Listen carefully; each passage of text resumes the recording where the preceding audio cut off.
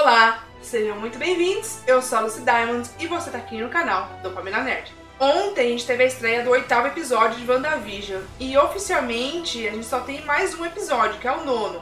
A gente não sabe ainda qual que é a duração desse 9º episódio, tem aí gente falando que vai ter 50 e poucos minutos, tem gente que tá falando que são 2 horas, tem gente que tá especulando que vai ter um 10º episódio, enfim, a gente vai ver só semana que vem, a gente vai descobrir isso só semana que vem. Mas de qualquer forma eu não queria que acabasse, mas é a vida, né? E hoje eu vou trazer aqui pra vocês 26 detalhes que pode ser que você não tenha visto ontem, beleza? Então eu vou falar tudo sobre eles e algumas teorias meio doidas, mas que podem fazer sentido logo depois da vinheta.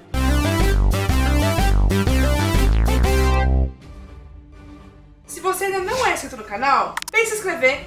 Eu tô trazendo aqui várias informações relacionadas ao mundo da Marvel e tem ainda muita coisa mesmo que eu quero trazer aqui pra vocês, beleza? E também pra avisar que se você ainda não viu o episódio 8, esse vídeo contém, obviamente, muito spoiler. Então vamos pro que interessa.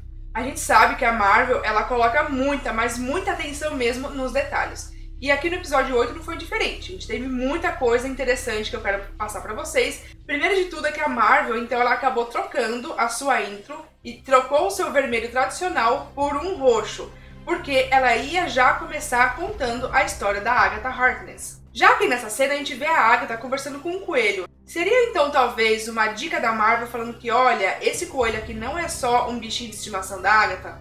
E aqui nesse episódio, a gente também entendeu porque que a Agnes, ou a Agatha Harkness, ela queria levar a Wanda lá pro porão. Porque lá tem um monte de runa pra impedir que a Wanda use seus poderes lá embaixo. Ou seja, a Agatha pode ter um certo medinho da Wanda, porque ela sabe que a Wanda é muito poderosa. E aqui nessa mesma cena, ela citou rapidamente o Pietro, e muita gente aqui ficou sem entender. Mas o que eu entendi é o seguinte, ela falou que ela atraiu o Pietro lá, e ela também fala que esse Pietro, o Fietro, que é o fake Pietro, o falso Pietro, ele foi na verdade um fantoche para que ela conseguisse arrancar os segredos da Wanda, para entender como é que a Wanda criou Rex e tudo mais. E ela fala também que esse Fietro, esse fake Pietro, ele foi na verdade os olhos e os ouvidos dela. Ou seja, ela queria entender através dele como que a Wanda criou toda essa Matrix, como é que a Wanda conseguia controlar quilômetros e quilômetros, como é que a Wanda conseguia deixar essa magia no piloto automático, que pra ela não faz o menor sentido. E ela sabe que pra isso acontecer, a Wanda tinha que ser uma bruxa extremamente poderosa, só que a Wanda ainda não tem noção de que ela é uma bruxa.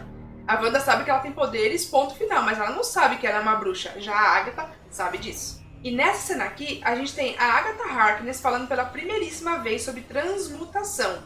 Transmutação, mutação. Então essa é a primeira vez que a gente ouve essa palavra na Marvel. É a primeira vez que a gente ouve sobre mutação. Seria essa então uma dica de que alguém muito especial tá chegando aí na Marvel? Então a gente sabe que a Agatha levou a Wanda a vários momentos de sua vida, talvez os momentos mais cruciais e mais importantes da vida da Wanda, para tentar entender como que ela consegue ser tão poderosa, como que ela conseguiu criar essa Matrix, enfim. Ela quer entender de onde que veio isso, qual que é a origem desses poderes. Já nessa primeira cena aqui, a gente vê então a Wanda pequenininha, junto com a sua família e tudo mais.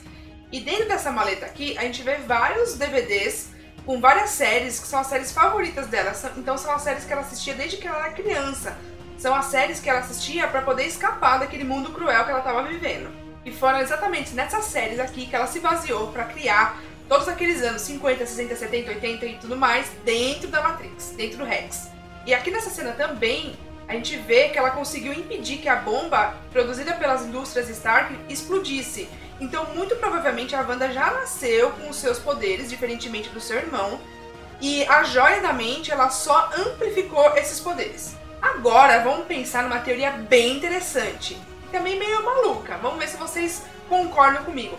Será que a Wanda não foi adotada e ela simplesmente foi criada por essas pessoas aí que acabaram morrendo nas explosões? Seria essa uma explicação que a Marvel encontrou para poder conseguir introduzir dentro do MCU o Magneto? Talvez não agora, mas para o futuro mais próximo ou na fase 5? Isso seria muito bem pensado e muito inteligente da parte deles. Um outro detalhe bem interessante que a gente consegue ver nessa cena aqui é que a bomba, ela ficou piscando e fazendo esse barulhinho, só que ela não explodiu, mas ela ficou piscando e fazendo esse barulhinho, e isso ficou gravado na memória da Wanda, ficou ali tatuado na memória da Wanda, tanto é que isso é uma referência clara ao comercial que ela colocou ali nos primeiros episódios, que tem uma torradeira, que também faz barulho, que também pisca essa luzinha vermelhinha chata, e que também foi produzida pelas indústrias Stark. E aqui, meus caros, acontece uma coisa muito interessante que provavelmente você não viu. Enquanto os dois estão ali debaixo da cama, olhando pra bomba e tudo mais, a Wanda acaba focando a atenção dela na televisão que ainda tá passando o seriado que eles estavam assistindo, que é o Dick Van Dyke Show. E logo aqui, o personagem da série acaba falando, que pesadelo, que pesadelo. Ele repete isso 2 vezes. Será que essa não é uma dica pra gente de que a Agnes, ou a Agatha Harkness, ela não tá agindo sozinha, mas sim agindo em prol do pesadelo, ou então o pesadelo não tá controlando ela? Outra coisa, a gente já ouviu essa palavra pesadelo mais de uma vez durante a série. A gente já viu o Pietro falar, a gente já viu o Hayward falar, a gente já viu várias vezes essa palavra ser citada. Eu acho que o pesadelo vai aparecer no finalzinho do episódio 9, que na teoria é o último, e ele vai dar continuidade à história dele, ao arco dele, lá em Doutor Estranho e o Multiverso da Loucura. Essa é a minha opinião. Comenta aqui embaixo o que você acha. Depois a gente vê a Wanda indo para a memória de quando ela entrou nas instalações da Hydra para poder fazer parte do experimento da Joia da Mente. E aqui esse carinha fala que ninguém nunca sobreviveu ao experimento. Só que ele não contava que a Wanda era uma pessoa qualquer, porque ela não é. Ela é uma pessoa muito especial. E lógico que além dela sobreviver ao experimento, a Joia também amplificou em muito seus poderes. Agora uma perguntinha para a gente poder discutir e pensar. Bom, se a Wanda ela já nasceu com os poderes e claramente o irmão dela, o Pietro, né, ele não nasceu com os poderes dele, como que ele sobreviveu então a esse experimento da Hydra, ao experimento com a Joia da Mente? Coloca aqui nos comentários a sua opinião, mas eu vou dar uma teoria possível. Eles falaram na série que os dois crianças, eles ficaram ali no apartamento por 2 dias inteiros. Será que a Wanda então não fez uma transmutação no seu irmão? Assim como a Agnes fez com aquela cicada, ela transformou a cicada num pássaro. Então ela fez uma transmutação, ela mudou completamente a genética daquele ser. Será que a Wanda não fez a mesma coisa? Ela não deu uma mudadinha básica ali no DNA do irmão dela para que ele conseguisse sobreviver também? E aí, nesse momento que ele entrou em contato com a Joia da Mente também foi lá e pá, desbloqueou os poderes dele? É uma possibilidade, você não acha? Enfim, comenta aqui embaixo a sua opinião. A gente também aprendeu lá em Guerra Infinita de que as joias, a Joia da Mente, do espaço e etc., todas elas possuem uma certa consciência. E elas escolhem quem que elas vão dar poder, quem que elas vão atender o pedido e tudo mais, não é verdade? E aqui nessa cena, exatamente nessa cena, a gente vê que a joia que tá no cetro do Loki, ela acaba se desprendendo sozinha do cetro e vai até a Wanda. E não o contrário, a Wanda não vai até a joia vai até a Wanda. Já aqui a gente vê uma cena bem importante, talvez uma das cenas mais importantes do arco da Wanda, porque ela consegue ver como que seria o futuro dela daqui a um tempo. E é claro que o pessoal começou a teorizar em cima e tem muita gente habilidosa que acabou pegando essa imagem, ampliou, mexeu na saturação, mexeu no brilho, mexeu em um monte de coisa lá no Photoshop e chegou nessa conclusão aqui, que o uniforme dela, provavelmente do futuro, ele vai ser parecido com isso aqui que vocês estão enxergando. Eu achei bem sensacional, eu adorei e não vejo a hora dela usar essa roupa. Agora vamos pensar numa segunda teoria bem interessante e meio maluca também. E se a Wanda do futuro não voltou para o passado e acabou utilizando a Joia da Mente para poder desbloquear ainda mais os poderes da Wanda do passado? Isso é um arco bem interessante, que seria um gancho bem legal que a gente podia ver em Doutor Estranho 2. Porque se a gente olhar na gravação, a joia ela nunca se desprendeu do cetro do Loki, concorda comigo? Vocês estão vendo aí a imagem, ela pula. E se foi a Wanda do futuro que acabou apagando a gravação? É bem interessante, você não acha? Eu sei que é uma teoria meio doida, meio maluca, e pode ser que esteja errada, mas a Marvel, do jeito que ela acaba permitindo que a gente pense em umas possibilidades meio malucas também, né? E outra coisa, se você tá achando que aquilo que aconteceu entre a Joia da Mente e a Wanda ficou só na mente da Wanda, foi uma coisa que só ela enxergou, você tá errado, já tô te avisando. Por quê? Nessa outra cena aqui que passou bem rápido, a gente vê os dois caras da Hydra assistindo tudinho acontecer. Eles só não entenderam por que a gravação foi perdida, simplesmente apagou. E depois a gente tem aqui a cena de conexão entre o Visão e a Wanda. Eles estão ali conversando dentro do quarto, nas instalações dos Vingadores e tudo mais, e ela tá triste porque ela acabou de perder o irmão dela. e o Visão acaba falando aquelas coisas bem bonitas pra ela e tudo mais. E aí os dois estão assistindo ali um seriado, e nesse seriado o cara tá mexendo nesses negócios de madeira aqui e acaba caindo tudo em cima dele. Seria essa talvez uma referência de que a Matrix que a Wanda criou, que o Rex que ela criou, ele também pode desmoronar? E aqui, nessa cena que a gente vê a Wanda nas instalações da espada falando com o diretor Hayward, que inclusive eu detesto esse homem já não gosto dele, já acho que ele vai ser um pé no saco daqui para o futuro, a gente consegue ver qual que é a verdadeira face desse cara, sem a máscara. Ele diz pra ela que 3 bilhões de dólares em Vibranium não podem simplesmente ser enterrados e acabou. E ele ainda joga no ar falando pra ela que ela é poderosa o suficiente para poder trazer o Visão de volta online. Depois ele pega, se corrige e fala de volta à vida. Ou seja, ele sabe que ela é muito poderosa e que pode fazer isso acontecer. E ele também fala que o Visão é a arma mais poderosa e sofisticada já construída. Ou seja, ele sempre enxergou o Visão como uma arma. E isso explica o final do episódio 8, a cena pós-crédito. E eu também já vou falar mais sobre isso. E aqui também a gente já vê que o Visão todo desmontado, ele também tem em seu interior essas formas hexagonais. De novo, o hexágono. Depois a gente tem essa cena aqui, da Wanda indo até a cidade, Westview, e ela tá ali com a escritura do terreno que o Visão acabou comprando para os dois poderem acabar então morando juntos. E dentro dessa planta, enfim, do terreno deles, a escritura do terreno, tem ali um coração e com uma escrita do Visão falando que é para eles envelhecerem juntos. Muita gente me pergunta, mas não faz sentido nenhum o Visão falar que é para os dois envelhecerem juntos. Bem, o Visão pode não envelhecer, mas a Wanda, sim. Então ele quis fazer ali uma homenagem a ela, enfim, que eles vão viver juntos.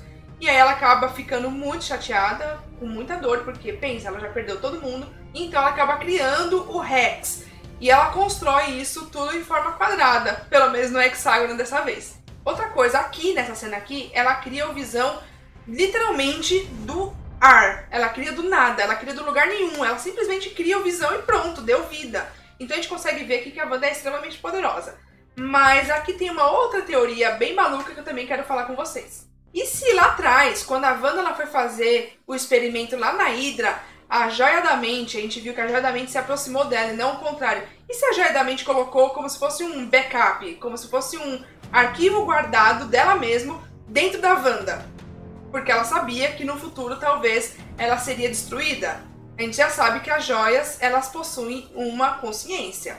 Isso seria bem interessante. Isso explicaria também o porquê que quando o Visão ele saiu do Rex, o seu corpo começou a se despedaçar, mas a joia não. Comenta aqui embaixo sua opinião sobre essa teoria meio maluca, beleza? E a Wanda, ela assiste tudo aquilo, ela vivencia tudo aquilo novamente, mas ela não se dá conta de como ela é poderosa. Mas a Agatha, ela entende 100%. Ela sabe como a Wanda é super poderosa. E ela fica muito brava do fato da Wanda usar os poderes dela para poder ficar brincando de dona de casa, como ela fala. Depois ela ouve seus filhos gritando, pedindo socorro, e ela sai correndo lá pra rua, quando ela vê a Agatha, então, meio que enforcando com magia os seus filhos. Então a Agatha olha pra ela e fala o quanto a Wanda é perigosa e que ela tá utilizando a magia do caos. E aí então a Wanda olha pra cara dela e tipo fala assim: usando o que, minha filha? O que você tá falando aí que eu não sei o que é isso aí? Ou seja, a Wanda não sabe que ela tá usando a magia do caos, ela não sabe nem que ela é bruxa ainda.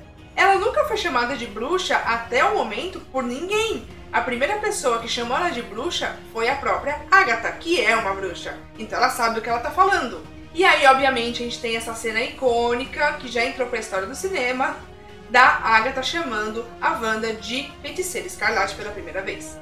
E você que tá se perguntando, beleza, magia do caos, tá, o que isso significa? E eu vou explicar de uma forma bem rapidinha, beleza? Essa magia, ela pode manipular, deformar e reconstruir a própria estrutura e existência da realidade de acordo com os caprichos do usuário e então trazer destruição total para os cosmos. Há muito tempo, o deus ancião e arquidemônio Chthon, ele acabou usando a magia do caos para governar a Terra.